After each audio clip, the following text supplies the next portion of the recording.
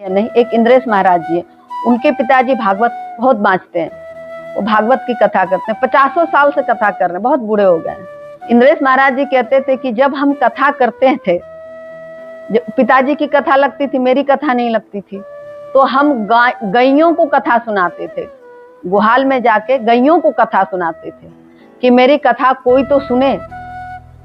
जब वो गौओं को कथा सुनाते थे, उसके बाद जब कथा उनको मिलने लगी, गौओं के पास नहीं जाते थे, तो गौएं क्या थी, रोने लगी।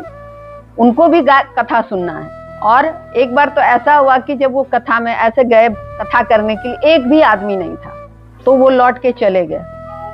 तो उनके पिताजी फोन किए कि कहाँ हो? बोले मैं तो रूम में, कोई भी आदमी नहीं आया।